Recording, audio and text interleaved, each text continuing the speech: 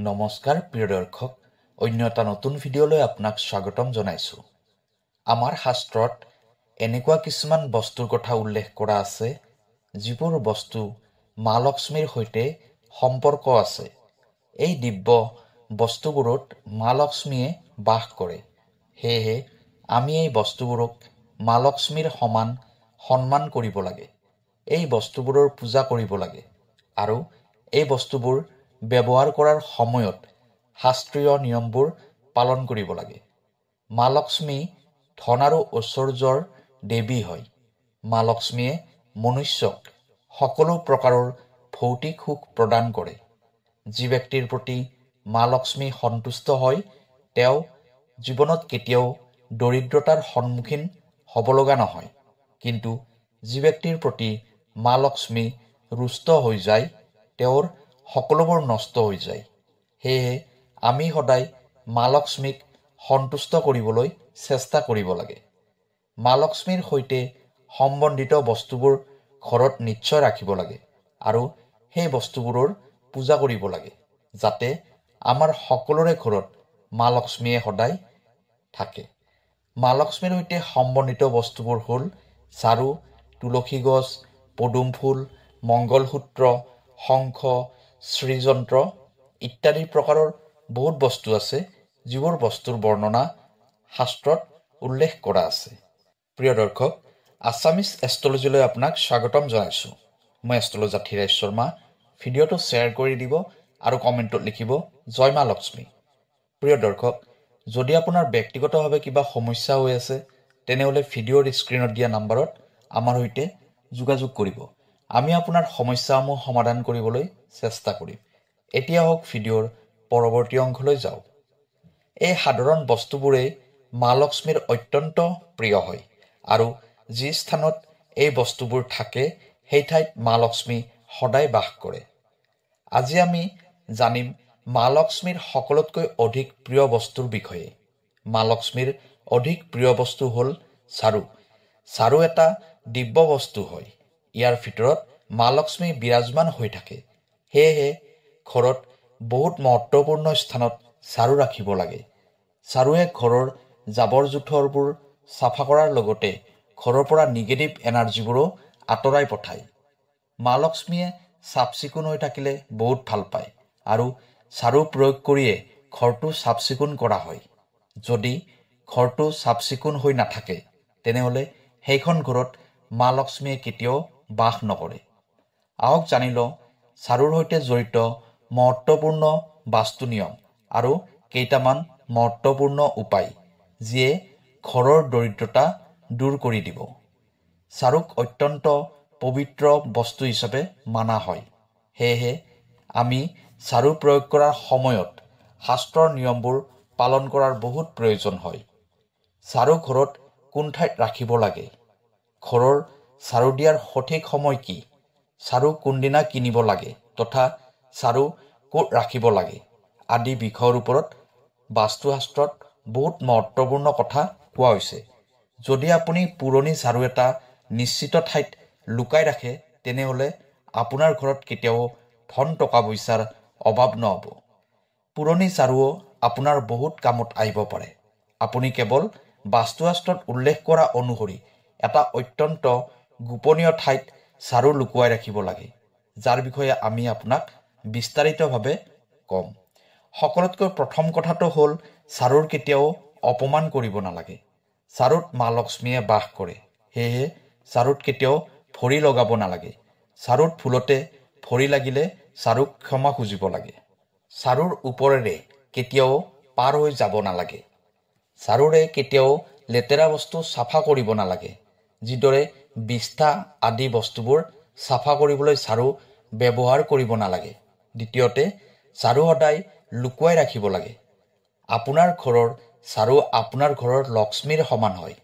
আপোনাৰ টকা পইচাবোৰ যেনেকৈ মানুহৰ নজৰৰ পৰা লুকুৱাই ৰাখে, ঠিক সেইদৰে ঘৰৰ ঝাৰু এনেকুৱা ঠাইত লুকুৱাই ৰাখিব লাগে যাতে বাহিৰৰ মানুহৰ নজৰ ঝাৰুত নপৰে। বাস্তুশাস্ত্ৰত কোৱা হৈছে যে ঝাৰুত বাহিৰৰ মানুহৰ দৃষ্টি পৰিলে ধন টকা পইচাৰ খৰচ অধিক হয়। সেয়েহে ব্যৱহাৰ কৰাৰ পিছত ঝাৰুক এনেকুৱা স্থানত ৰাখিব য'ত যিকোনো ব্যক্তিৰ নজৰ অতি সহজতে নপৰে। তৃতীয়তে, ঝাৰু ব্যৱহাৰ কৰাৰ আগতে ঝাৰুক নমস্কাৰ কৰিব লাগে। ঝাৰুৰ পৰা আজ্ঞা লৈহে প্ৰয়োগ কৰিব লাগে। এইদৰে আমি ঝাৰুক প্ৰাৰ্থনা কৰিব লাগে যাতে ঝাৰুৱে ঘৰৰ পৰা দুৰ্ভাগ্য আৰু নিগেটিভ এনাৰ্জিবোৰ যাতে দূৰ কৰি দিয়ে। ঝাৰুক নমস্কাৰ কৰিলে ঝাৰুত বাস কৰা মা লক্ষ্মীৰ আশীৰ্বাদ আমি প্ৰাপ্তি কৰিব পাৰোঁ। ঘৰত ঝাৰু ৰখাৰ বাবে সৰ্বোত্তম দিশটো হ'ল পশ্চিম দিশ। এইটো দিশত ঝাৰু ৰাখিলে শুভ পৰিণাম প্ৰাপ্তি কৰিব পাৰি। পশ্চিম দিশত ঝাৰু ৰাখিলে বাস্তুদোষ কম হয়। ঝাৰু কেতিয়াও পাকঘৰত ৰাখিব নালাগে। ইয়াৰ ফলত নিগেটিভ এনাৰ্জি নিৰ্মাণ হয়। মনত ৰাখিব, ঝাৰু কেতিয়াও থিয় কৰি ৰাখিব নালাগে। শাস্ত্ৰ অনুসৰি ঝাৰু থিয় কৰি ৰাখিলে মা লক্ষ্মী ঘৰৰ পৰা আঁতৰি যায়। সেয়েহে ঝাৰু সদায় মাটিত বগৰাই ৰাখিব লাগে। বাস্তুশাস্ত্ৰ অনুসৰি ঘৰত কেতিয়াও ভাঙি যোৱা অথবা বেয়া ঝাৰু ব্যৱহাৰ কৰিব নালাগে। ইয়াৰ ফলত ঘৰত নিগেটিভিটি বৃদ্ধি হয়। ঝাৰু সময়ে সময়ে পৰিৱৰ্তন কৰি থাকিব লাগে। ঝাৰু যদি বেছিকৈ ক্ষয় গৈছে অথবা ঝাৰু ভাঙি ভাঙি গৈ আছে, তেনেকুৱা ঝাৰু ব্যৱহাৰ কৰিব নালাগে। তাৰ বিপৰীতে আপুনি নতুন ঝাৰু ক্ৰয় কৰি লৈ আহিব। মনত ৰাখিব, ঘৰত কেতিয়াও পানীত তিতি থকা ঝাৰু ব্যৱহাৰ নকৰিব আৰু ঝাৰুৰে যিকোনো তিতি থকা বস্তু চাফা নকৰিব। ইয়াৰ ফলত ঘৰত বেমাৰ আজাৰ বৃদ্ধি হয়। ঝাৰুৰে কাকো মাৰিব নালাগে। ঝাৰুৰে জেঠী তথা অন্যান্য জীৱ জন্তুক মাৰাটো পাপ মানা হয়।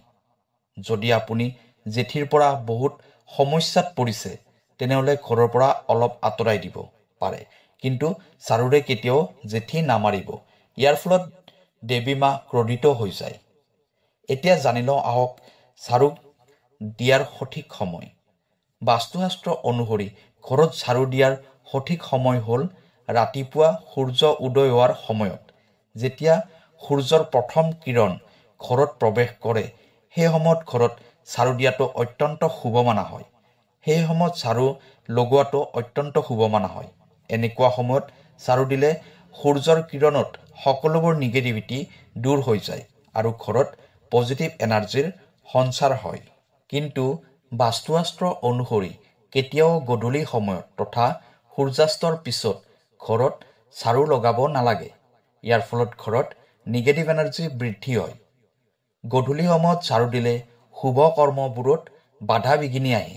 যদি কোনোবা ব্যক্তি যিকোনো মহত্বপূৰ্ণ কামৰ বাবে ঘৰৰ বাহিৰলৈ গৈ আছে, সেই সময়ত ঝাৰু লগাব নালাগে। ঝাৰু এটা এনেকুৱা ধৰণৰ বস্তু যিটো কাৰোবাক ধাৰে নাইবা ব্যৱহাৰৰ বাবে দিব নালাগে। কোনোবাই যিমানেই যি নকওক কিয় নিজৰ ঘৰৰ ঝাৰু কেতিয়াও আনক নিদিব, নহ'লে আপোনাৰ ঘৰৰ পৰা মা লক্ষ্মী আঁতৰি যাব। আপুনি ইচ্ছা কৰিলে নতুন ঝাৰু কিনি আনি দিব পাৰে, কিন্তু আপোনাৰ ঘৰৰ ঝাৰু কেতিয়াও আনক নিদিব। লগতে আনৰ ঘৰৰ ঝাৰুও আপোনাৰ ঘৰলৈ কেতিয়াও নানিব আৰু আনৰ ঝাৰুৰে আপোনাৰ ঘৰ কেতিয়াও চাফা নকৰিব। ঝাৰু সদায় নিজৰ পইচাৰে কিনি আনিব লাগে আৰু সেই ঝাৰুৰে ঘৰ চাফা কৰিব লাগে। ঝাৰু কিনাৰ বাবে সকলোতকৈ ভাল দিন হ'ল শনিবাৰ।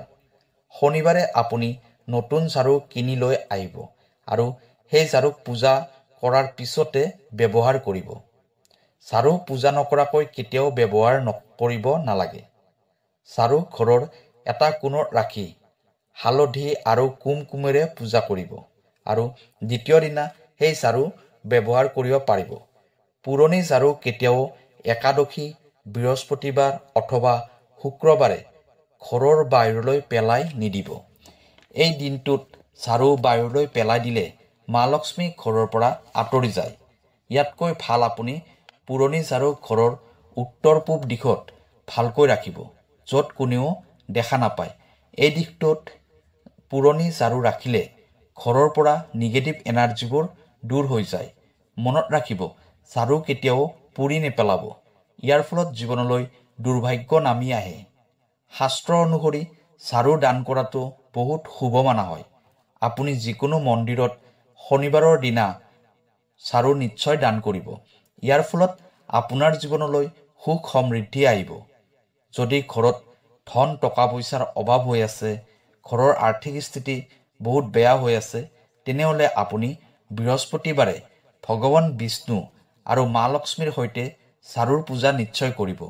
আপোনাৰ ঘৰত যিমান নিগেটিভ এনাৰ্জি আছে এই সকলোবোৰ নষ্ট হৈ যাব আৰু ঘৰত সুখ সমৃদ্ধি আহিব। এইদৰে বাস্তুশাস্ত্ৰত ঝাৰুৰ সন্দৰ্ভত মহত্বপূৰ্ণ নিয়মৰ কথা কোৱা হৈছে। আশা কৰোঁ আপুনি এইখিনি কথা জানিব পাৰি ভাল পালে। ভিডিঅ'টো লাইক কৰিব আৰু কমেণ্টত জয় মা লক্ষ্মী নিশ্চয় লিখিব। লগতে চেনেলটো ছাবস্ক্ৰাইব কৰি দিব। কাইলৈ আকৌ লগ পাম। ধন্যবাদ।